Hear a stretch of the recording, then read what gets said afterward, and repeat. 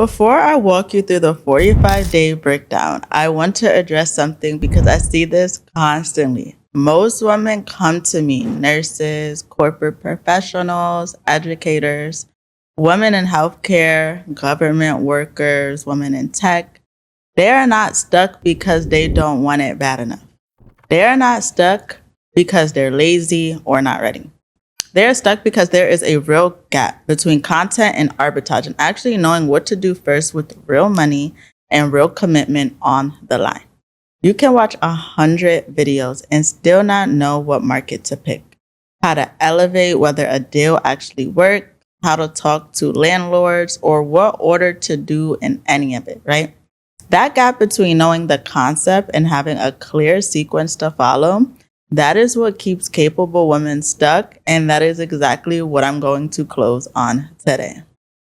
Let me make sure we're on the same page about the model because there is a lot of confusion online about what this actually is. What is Airbnb arbitrage? What does that mean?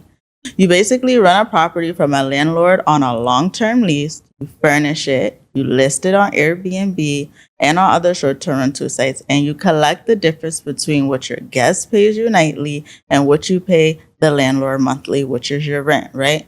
You are not buying property. You do not need a mortgage. You are not doing traditional real estate, okay?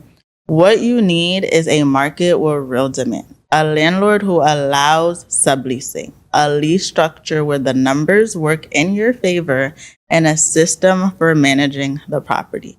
Once booking starts coming in, this is the whole model. Now, here's where most people miss it. They think the hardest part is setting up the listing or decorating the unit. That is genuinely the easy part. The part that determines whether your Airbnb actually makes money or loses it happens long before you ever furnish anything. And that is what the next 45 days is actually about. The first thing I want you to stop doing is picking a market based on where you live or where you like to visit. I know that sounds like it should be obvious, but it's actually one of the most common and expensive mistakes people make when they start. They pick a city they love, assume the demand is there, and find out 6 months later that the market only performs well in the summer. That is not a business. That is a seasonal gamble. Here is how you actually elevate and evaluate a market you are looking at. 3 things: occupancy rate, average daily rate, and revenue ceiling. Okay?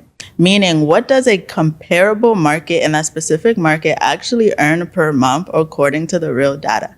I use tools like AirDNA, Rabu Data to pull what I'm looking for the market with average occupancy is above the percentage I'm looking for, which is above 70% is the occupancy I look for comparable units to determine profitability. Where demand holds consistently year-round is also very important, not just the summer, but all year round. Okay, every single month, your bookings need to support that every month, not just 4 months or 12, will make you money. Okay, your only job is market research. You're pulling data, identifying 2 or 3 strong markets, and narrowing down to the ones that makes the most sense, basically. Okay, that is for this phase. You are not furnishing anything yet. You are not contacting owners yet. You are making a data-backed decision based on where to build. So I have this system called the 1.5 times rule, okay? It basically projects the monthly net revenue from the Airbnb, and I needed to make at least 1.5 times the rent in order for me to lease it. The 1.5 times rule, right? This is something I personally came up with, and here's how it works. Whatever your monthly lease cost is projected to be monthly, from the Airbnb, I need it to be at least 1.5 times that number. So if the lease is $1,500 a month, your net revenue after all expenses needs to be a minimum of $2,250. If it doesn't hit that, you don't sign. You walk away and you find a better deal. That number is 1.5 times what separates profitable properties, one from covering cost and hoping. A lot of people skip this step because they fall in love with a property based on how it looks and not the numbers. The numbers need to work before you get emotionally attached to anything. Finding a property and getting a landlord approval. This is the part where I hear the most doubt. People assume no landlord is ever going to say yes to short-term subleasing. Some won't, and that's true. But some owners will. So it comes down all to your approach, okay? The difference is you are not going in as a tenant asking for a favor. You are presenting yourself as a business. When I reach out to landlords personally or property managers, I come prepared. I explain what I do, how I manage short-term rental properties professionally, how I take care of the units, how I pay consistently on time, and I handle all guest-related concerns. Anything outside of a standard lease relationship, and I address their concerns before they bring them up about damage, noise, wear and tear. I bring up those up first because those are the collections that end most conversations before they even get started when you get ahead of them.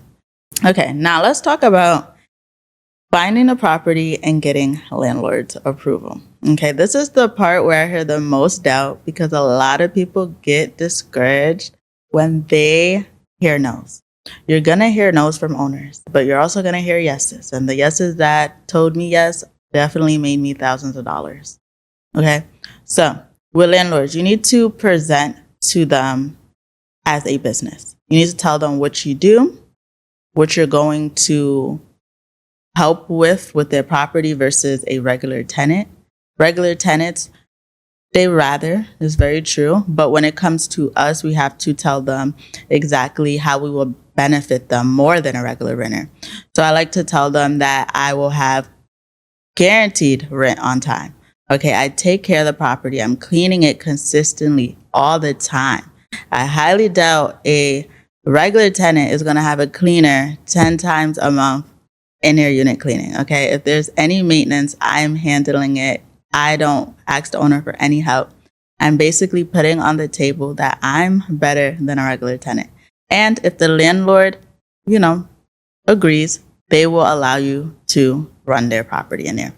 You are not running this as a business, which means you need to set it up as one. That means an LLC. I know some people skip this because they want to move fast or it feels like an extra step. You are running this as a business, which means you need to set it up as one. That means an LLC. I know some people skip this because they want to move fast or it feels like an extra step or it's extra money. It is not complicated. In most states, you can file online in under an hour for under $200. And what it does for you matters far more than the hour that it takes. An LLC separates your personal finances from your business finances. It gives you liability protection. It gives you legitimate business identity that landlords, banks, vendors take seriously. And long term, it is the foundation. Everything else gets built on. Your lease should be signed under the LLC, not your personal name, and the subleasing permission needs to be written. That is the most important thing. Make sure in your lease it states that you are allowed to sublease or have an addendum as well for your owner to sign as well to protect you and the owner, so it can protect both parties. The next topic, let's talk about furnishing. With furnishing, there's two ways you could go about it, right? I think a lot of people are scared to talk about furnishing because they are afraid that it's going to cost them the most money, which is true. I've seen people spend $15,000, $20,000, crazy amount of money on furnishing a property they don't even live in, right? So one thing about me, I furnished 3-bedroom properties for $5,000. Okay, $5,000. So imagine a 1 or a 2 bedroom. It's even cheaper. Okay, I utilize Facebook Marketplace, which a lot of people need to use, as well as vendors, overseas vendors. They have cheap furniture and you can get like furnishing package. When I first started my Airbnb, I didn't have any money for furniture. What I did was I rented furniture. I cannot remember the name of the place, but you can rent out. They actually how many bedrooms you have, how many baths you have, and you basically get a furnishing package and they furnish everything. And I was paying like $350 a month for it, which is really good. So I was literally using my profits to pay that, and I didn't have to spend not even $5,000 on my startup costs because I was doing monthly payments for my furniture, which was really cool. So there's so many different ways you could get into furnishing your property with low amount of startup fees. You don't have to have $10,000, $20,000 to start because you have to worry about furnishing your unit. There's so many routes to go about it. Your listing is your storefront, and it is working for you around the clock. This is one of the places I see the most revenue left on the table, because people go live without even thinking about what a guest actually is doing when they land on your page. When someone finds your listing on Airbnb, the first thing they're looking at is your photos. So you should not have any iPhone photos. Hired a photographer that doesn't even specialize in real estate, and the pictures is blurry, they look a mess. Find a real estate photographer, okay? It's only gonna run you between $100 to maybe $300 on a higher end, right? But that investment will literally make your unit stand out crazy, okay? Also, to stand out, you want to make sure you have a good title. How far is it from downtown? Does it have a pool? What is it near? These are things you want to put in your title. Your title only has a certain amount of characters. It's very short, but you need it to be eye engaging.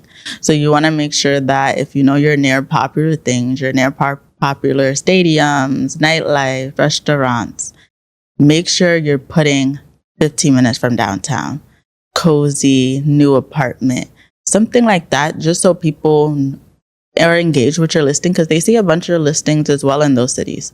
So you want to make sure that you're able to have a title that makes somebody stop. And then when you have those professional photos on top, that makes it even better.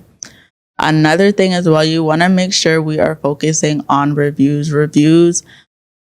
New hosts, Airbnb love new hosts that get good reviews the first 30 days. Okay. Your first 30 days, you're literally on 30-day probation, basically. All right. If you're able to get reviews in 30 days, they are pushing your listing crazy on the algorithm. Okay.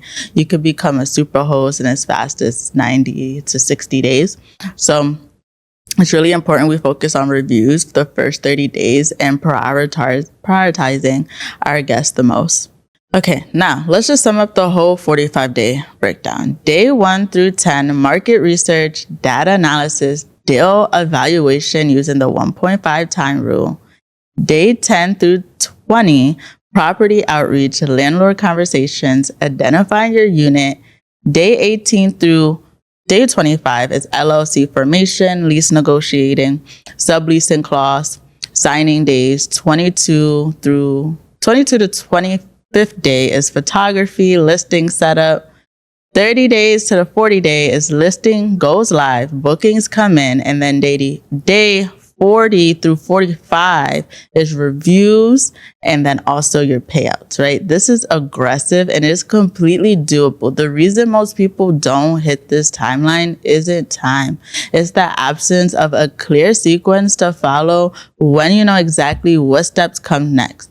You stop making decisions on the fly and start executing a process. I want to be real with you for a second. If information was all it took, most people would have already started. So let me talk about what actually happens underneath all the research. The moment that stops people is not the information. It's the moment between understanding the plan and making a real commitment with real money on the line. Your brain will throw everything at you in that moment. What if you pick the wrong market? What if the landlord says no? What if the first booking doesn't come? What if it doesn't work? Those are not unreasonable questions. They are all real questions and it has real answers, but you don't get those answers by researching for another 6 months. You could get them by getting inside the process with the right support and making real decisions backed by real data. I sat with all of it, and what I know now that I didn't know then is the discomfort of starting doesn't go away until you actually start waiting. Doesn't reduce it. It just keeps it going longer.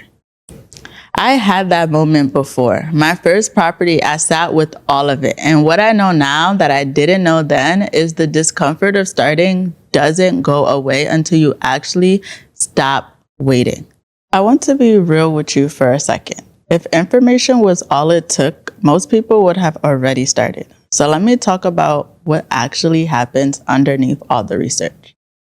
The moment that stops, people is not information, believe it or not. It's the moment between understanding the plan, making a real commitment with real money on the line. Your brain will throw everything at you in the moment. What if I pick the wrong market? What if the landlord says no? What if the first booking doesn't come? What if it doesn't work? Those are not unreasonable questions. They all have real answers, but you don't get those answers by researching for another 6 months to a year. You get them by getting inside the process with the right support and making real decisions, backed up, of course, by real data. I had that moment before my first property. I sat with all of it. And what I know now that I didn't know then is the discomfort of starting doesn't go away until you actually start. Waiting doesn't reduce it. It just keeps it going longer. I had that same moment before I moved. What I'll tell you is that the thing I wish I could change is how long I waited before I actually said I'm gonna do it. If you want my help getting your first Airbnb launched, or if you want me and my team to build it out with you and guarantee you get bookings in the first 45 days, the link is in my description. Connect with us there. But that's not why you're here. So let me wrap this up. Once you get your first booking, something shifts. It stops being an idea and it becomes real. And from that point, your focus moves from launching to operating. 3 things run your operation once you go live: guest communication, cleaning turnovers, pricing management, guest communication, automations, all that stuff. And it basically handles your check-in instructions, welcome message, checkout reminders, review requests. These all are triggered automatically. You should not be manually responding to every guest message at 10 p.m. on a Tuesday. Your cleaner is your most important hire in this business. A reliable cleaner who knows short-term rental turnovers is what keeps your reviews strong and your operation running without you constantly being involved. Pay them well, give them a detailed checklist, treat that relationship like it matters, because it does. And once you have reviews, use dynamic pricing. Tools like Price Labs adjust your nightly rate automatically based on demand, local events, and what comparable listings are doing. You will earn more revenue and lose less during slower seasons when data is driving your pricing instead of a flat number you set once and never changed. Here is what I love about this model. Once you consistently profit on property 1, you have a proven template. You know your market. You know how to elevate a deal. You know your furnishing numbers. You know your operating structure. Property 2 is going to be so much faster. Property 3 is faster than that. Every property you add is another source of income sitting on the same system that you already built. That is what makes this a real business, not a one-time thing, not a side project, a model that compounds, looks. If you have been sitting on this for a while, you already know what you want. I'm not going to tell you what to decide. What I will say is that take one action today, not a lease, not a purchase, just this. Pull up AirDNA, pick one market you've been thinking about, look at the average occupancy over its last 12 months, run the average daily rate, pick a property type, and check whether the revenue projection can hit 1.5 times a realistic lease cost in that market. One action today, the difference between the women who launch and the women who are still researching 6 months from now is not intelligence or resources. It's the decision to stop consuming and start executing. You clearly already have the discipline. You finished this whole video. Now use it. One more thing before you go. I'm going to do my best to show up however I can every week and give you real information, real pinpoints on how to run your Airbnb business, not your surface level stuff, the real things, step by step. What's working, what I'm doing, how I can apply it, whether you're just getting started or already have a property and want to grow it. So if that's something you want more of, subscribe, turn on your notifications, and I'll see you at the next drop. Also, follow me on Instagram as well at Build with Strategy. I share a lot over there between videos, and drop a comment below and tell me what you want me to cover in my next video. I actually read them and I build videos around what you ask for. So let me know what you need. I'll see you next week.